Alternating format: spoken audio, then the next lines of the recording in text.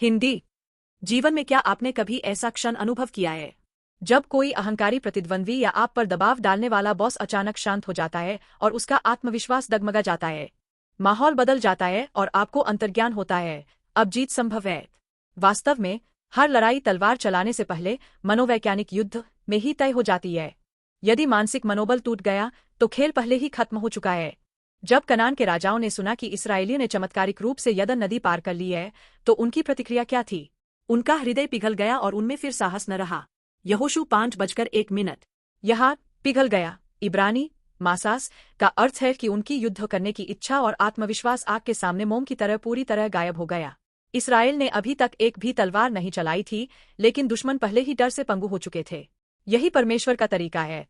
इससे पहले कि आप खुद लड़े, परमेश्वर परिस्थितियों के दबदबे को पहले ही तोड़ देते हैं। आज बहुत सी चीजें हमें डराने की कोशिश करती है, काम का बोझ, सफल सहकर्मी या आर्थिक संकट।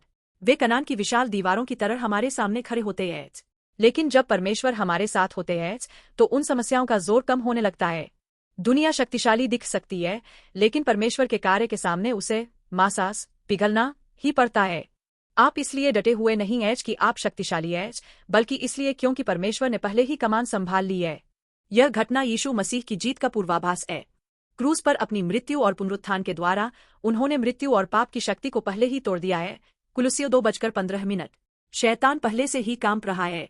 हम जीत के लिए नहीं लड़ रहे हैं, बल्कि हम उस जीत की पुष्टि करने जा रहे हैं जो यीशु पहले ही हासिल कर चुके हैं। क्या आपकी समस्या बहुत बड़ी लग रही है? क्या आप भागना चाहते हैं? नहीं, विश्वास की आंखों से देखें। परमेश्वर ने पहले ही शत्रुओं के हृदय को पिघला दिया है।